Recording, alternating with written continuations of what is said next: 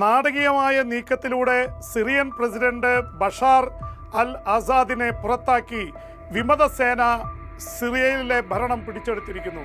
ഒരുപക്ഷെ അത്യന്തം നാടകീയവും ഒപ്പം തന്നെ വളരെ മിന്നൽ വേഗത്തിൽ സംഭവിച്ചതുമായ ഒരു രാഷ്ട്രീയ കൊടുങ്കാറ്റാണ് സിറിയയിൽ നടന്നിട്ടുള്ളത്.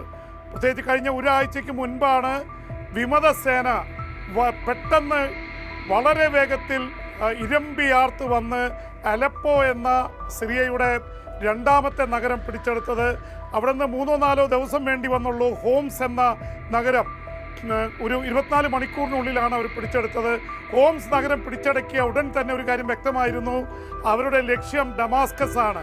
സിറിയയുടെ തലസ്ഥാനമായ ഡമാസ്കസ് വളഞ്ഞിരിക്കുകയായിരുന്നു. ഏതാനും മണിക്കൂറുകൾ മുമ്പ് വരെ വിമതസേനയുടെ പേര് HTS എന്നാണ്, ഹയാത്ത് തെഹ്രി ഷാം.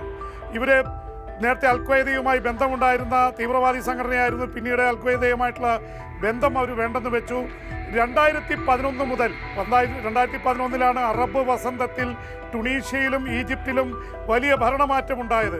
ആ സമയത്ത് സിറിയയിൽ ഒരു ഭരണമാറ്റത്തിന് വേണ്ടി വലിയ പ്രക്ഷോഭം നടന്നതാണ്. ആയിരങ്ങളാണ് കൊല്ലപ്പെട്ടത്. കഴിഞ്ഞ ഒരു 14 വർഷത്തിനുള്ളിൽ അവിടെ ഏതാണ്ട് 5 ലക്ഷത്തോളം പേർ കൊല്ലപ്പെട്ടു എന്നാണ് അനൗദ്യോഗിക കണക്ക്. എന്തായാലും ആസാദിൻ്റെ കുടുംബം എന്ന് പറയുന്നത് 50 വർഷമായി അവർ ഏകാധിപത്യ ശൈലിയിൽ ഭരിച്ചിരുന്നു സിറിയ. 1970 ഹഫേസ് അൽ ആസാദ്, ഇപ്പോൾ ഭരിച്ചുകൊണ്ടിരുന്ന ബഷാർ അൽസാദിൻ്റെ പിതാവാണ് അവിടെ പാവപ്പെട്ട ഒരു അവസ്ഥയിൽ നിന്ന് വന്ന് ബാത്ത് പാർട്ടി ഉണ്ടാക്കി അവിടെ ഭരണം പിടിച്ചെടുത്ത് പ്രസിഡൻ്റായത്. അദ്ദേഹം 30 വർഷം അവിടെ ഭരണാധികാരിയായി തുടർന്നു. ഹഫേസിൻ്റെ കാലത്ത് തന്നെ വളരെ ഏകാധിപത്യ ശൈലിയിലാണ് എതിർക്കുന്നവരെ മുഴുവൻ അടിച്ചമർത്തുകയും ജയിലിലടക്കുകയും കൊന്നൊടുക്കുകയും ചെയ്യുന്ന ശൈലിയാണ് ഹഫേസ് ആസാദ് നിവർത്തിച്ചു കൊണ്ടിരുന്നത്. അദ്ദേഹത്തിൻ്റെ മകൻ ഇപ്പോൾ പ്രസിഡന്റ്, കഴിഞ്ഞ ഏതാനും മണിക്കൂറുകൾ മുമ്പ് വരെ പ്രസിഡന്റായിരുന്ന ബാഷർ അൽ അസാദ് കഴിഞ്ഞ 24 വർഷമായി അവിടെ പ്രസിഡന്റ് കസേരയിൽ ഇരിക്കുകയാണ്. അങ്ങനെ 50 വർഷത്തിലേറെ നീണ്ട ആസാദ് കുടുംബത്തിൻ്റെ ഏറ്റവും ശക്തമായിട്ടുള്ള ഒരു ഏകാധിപത്യ ഭരണം അത് തകർന്നിരിക്കുന്നു. അവിടെ വിമതസേന ഭരണം പിടിച്ചെടുത്തിരിക്കുന്നു. ഇപ്പോൾ അന്താരാഷ്ട്ര മാധ്യമങ്ങളിലും അതുപോലെ തന്നെ കാണുന്നതും സിറിയയിൽ സംഭവിച്ചുകൊണ്ടിരിക്കുന്നതും, സിറിയയിലെ ഡമാസ്കസിൽ തോക്കുകളിൽ നിന്ന് ആകാശത്തേക്ക് വെടിവെച്ചുകൊണ്ട് വിമതസേനയുടെ സൈനികർ വിജയം ആഘോഷിക്കുകയാണ്. അതുപോലെ തന്നെ ബഷർ അൽ അസാദിൻ്റെ കൊട്ടാരത്തിലേക്ക് ഇരച്ചു കയറിയ വിമതസേനയിൽപ്പെട്ടവർ അവിടെയുള്ളതൊക്കെ എടുത്തുകൊണ്ട് പോകുന്നു, അവിടെ ഭരണം പിടിച്ചെടുക്കുന്നു.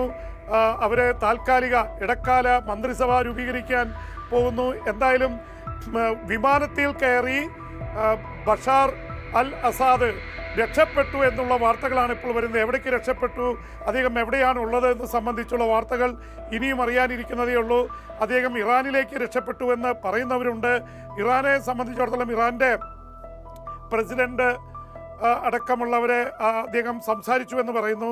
ഇറാൻ്റെ പരമോന്നത നേതാവ് അൽ ഖാമിനിയുമായിട്ട് ഇന്നോ ഇന്നലെയോ കൂടിക്കാഴ്ച നടത്തിയെന്ന റിപ്പോർട്ടുകളും വരുന്നുണ്ട്. എന്തായാലും അസദ് ഫാമിലി ഏകാധിപത്യ ശൈലിയിൽ ഭരിച്ചു തുടങ്ങി. 2011 അറബ് വസന്തം വന്നപ്പോൾ ഇവരോട് രാജ്യം വിട്ട് പോകണമെന്നും അല്ലെങ്കിൽ ഭരണം വേണ്ടെന്ന് വയ്ക്കണമെന്നും അമേരിക്കയും യൂറോപ്യൻ യൂണിയനും തുർക്കിയും അടക്കമുള്ള രാജ്യങ്ങൾ ആവശ്യപ്പെട്ടതാണ്. പക്ഷെ അവർ വഴങ്ങിയില്ല. ഈ ആസാദ് കുടുംബത്തെ അല്ലെങ്കിൽ അവിടുത്തെ ഭരണത്തെ താങ്ങി നിർത്താൻ ഏറ്റവും ശക്തമായി രംഗത്തുണ്ടായിരുന്നത് റഷ്യയും ഇറാനുമാണ്. റഷ്യയുടെയും ഇറാൻ്റെയും ബലത്തിലാണ് ഇത്രയും കാലം 2011 മുതൽ 2014 വരെയുള്ള 13 വർഷത്തെ ആഭ്യന്തര കലാപം നടക്കുമ്പോഴൊക്കെ റഷ്യയുടെ പോർവിമാനങ്ങൾ വിമതർക്കെതിരെ ബോംബ് ചെയ്തും ഇറാൻ സേന ഇറങ്ങിയും, അതുപോലെ തന്നെ ഇപ്പോൾ ഇസ്രായേൽ ഹെസ്ബുള്ള യുദ്ധം നടക്കുകയാണ്. അതിലെ ഹമാസും ഹെസ്ബുള്ളയുടെയും സൈനികർ അവർ തന്നെ നേരിട്ട് 2013-ലും 2015-ലൊക്കെ അവിടെ പോയി സിറിയയിലെ ബഷാർ ആസാദിൻ്റെ ഭരണത്തെ പിടിച്ചു നിർത്താൻ സഹായിക്കുകയും ചെയ്തു.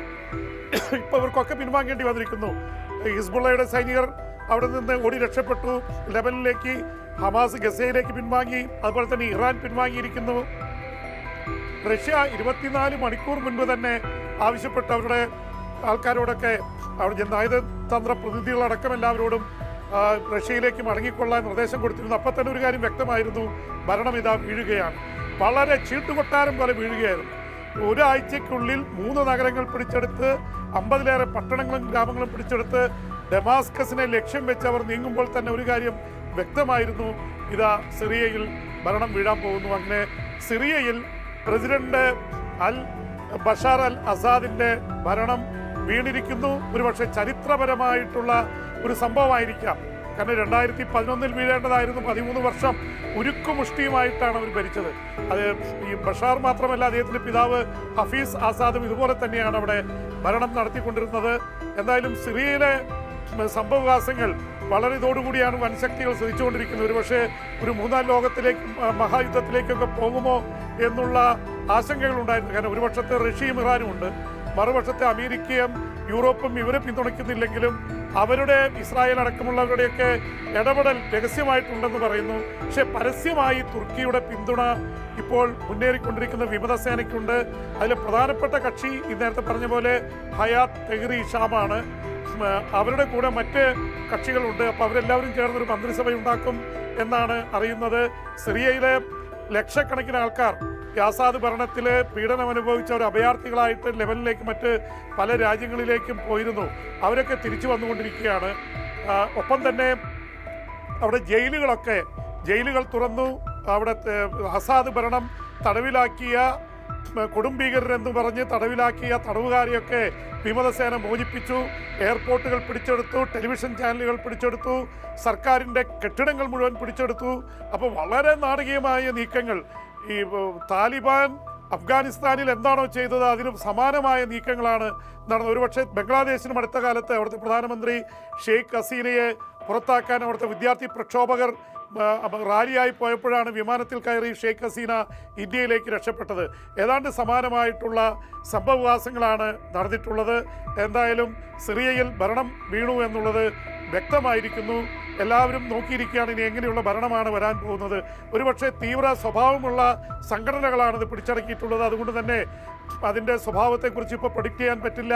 എന്തായാലും അമേരിക്കയുടെ പുതിയ പ്രസിഡന്റായി വരുന്ന ഡൊണാൾഡ് ട്രംപ് പറഞ്ഞത് സിറിയ നമ്മുടെ സുഹൃത്തല്ല, അതുകൊണ്ട് അവിടെ കയറി അവിടെ മൊത്തം കുഴപ്പമാണ്, അതിൽ അമേരിക്ക കയറി ഇടപെടാൻ പാടില്ല എന്ന് ഇപ്പോഴത്തെ പ്രസിഡന്റ് ജോ ബൈഡനോട് അദ്ദേഹം ആവശ്യപ്പെട്ടിരിക്കുന്നു. കാരണം അമേരിക്കയ്ക്ക് അതിൽ കാര്യമില്ല, സിറിയയുടെ വഴിക്ക് പോട്ടെ, അമേരിക്ക അതിൽ ഇടപെടേണ്ട. പക്ഷേ ജോ ബൈഡൻ്റെ സേന അവിടെ വലിയ ശക്തമായിട്ട് ഇടപെടുന്നില്ലെങ്കിലും അവിടുത്തെ കാര്യങ്ങളൊക്കെ നിരീക്ഷിച്ചു കൊണ്ടിരിക്കുകയാണ്.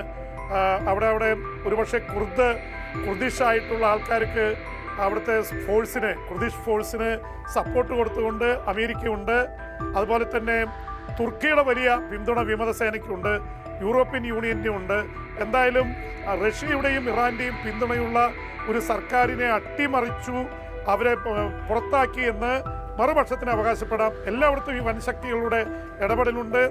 മധ്യപൂർവേഷ്യ അല്ലാതെ തന്നെ പുകയുകയാണ്. ഇസ്രായേലും ഹമാസ് തമ്മിലുള്ള യുദ്ധം 14 മാസമായി. 3 മാസമായിട്ട് ലെബനിലെ പ്രശ്നങ്ങൾ നടക്കുന്നുണ്ട്. ലെബനിലെ ഹിസ്ബുള്ളയുമായിട്ട് ഇസ്രായേലുമായിട്ടുള്ള യുദ്ധം വെടിനിർത്തലാണെങ്കിലും കരാർ ലംഘിച്ച് അവിടെ വെടിപൊട്ടിക്കൊണ്ടിരിക്കുകയാണ്. അതിനിടയിലാണ് ഇപ്പോൾ പെട്ടെന്ന് സിറിയയിൽ വലിയ രീതിയിലുള്ള ആഭ്യന്തര കലാപവും വിമതസേനയുടെ മുന്നേറ്റവും സിറിയൻ ഭരണം താഴെ വീഴുന്ന തരത്തിലേക്ക് കാര്യങ്ങൾ എത്തിയത്.